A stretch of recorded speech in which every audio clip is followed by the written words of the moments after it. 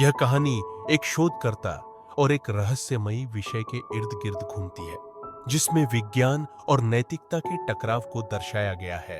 अध्याय 1, प्रयोगशाला में नया विषैडो।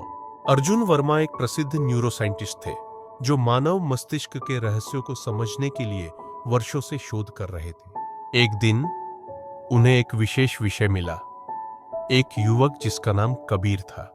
कबीर के मस्तिष्क में एक दुर्लभ विकार था, जो उसे असाधारण याददाश्त और मानसिक क्षमताएं प्रदान करता था।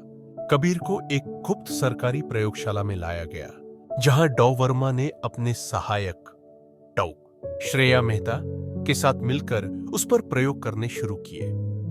अध्याय 2, कबीर की असाधारण क्षमताएं। जैसे जैसे प्रयोग आगे बढ़े, अर्जुन और श्रेया को पता चला कि कबीर को किसी भी चीज को केवल एक बार देखने के बाद याद रखने की असाधारण शक्ति थी। वह जटिल गणितीय समीकरणों को बिना किसी कठिनाई के हल कर सकता था और अतीत की घटनाओं को अविश्वसनीय विस्तार के साथ याद कर सकता था। तो वर्मा ने इन क्षमताओं का गहराई से अध्ययन करना शुरू किया और यह जानने की कोशिश की कि कबीर के मस्तिष्क में ऐसा क्या था जो उसे आम लोगों से अलग बनाता था।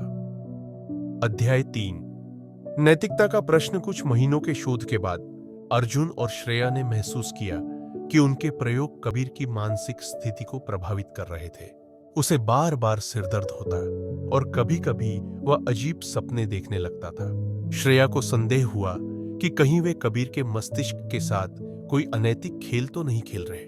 उसने अर्जुन से कहा, हमें यह तय करना होगा कि विज्ञान की प्रगति के लिए कितनी दूर जाना उचित है। अर्जुन दुविधा में था।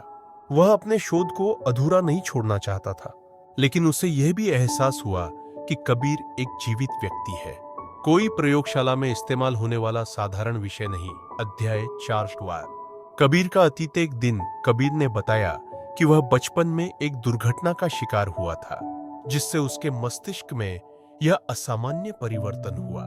लेकिन उसने यह भी बताया कि वह इस प्रयोगशाला में कैद होकर थक चुका है। वह बाहर जाना चाहता था, अपनी जिंदगी जीना चाहता था। अध्याय 5, निर्णय की घड़ीडो। वर्मा के पास 2 रास्ते थे। या तो वह कबीर को एक प्रयोगशाला का विषय बनाए रखे या फिर उसे आजाद कर दे। श्रेया ने उससे कहा, अगर हम सच में वैज्ञानिक हैं तो हमें मानवता को पहले रखना चाहिए। अर्जुन ने भारी मन से कबीर को जाने देने का निर्णय लिया।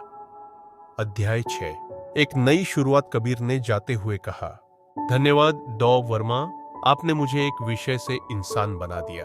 श्रेया मुस्कुराई और अर्जुन ने महसूस किया कि विज्ञान की सच्ची जीत मानवता को बचाने में है, न कि केवल प्रयोग करने में। उपसंहार। यह कहानी विज्ञान और नैतिकता के बीच संघर्ष को दर्शाती है। यह हमें यह सोचने पर मजबूर करती है कि विज्ञान की उन्नति के नाम पर हमें कितनी दूर तक जाना चाहिए।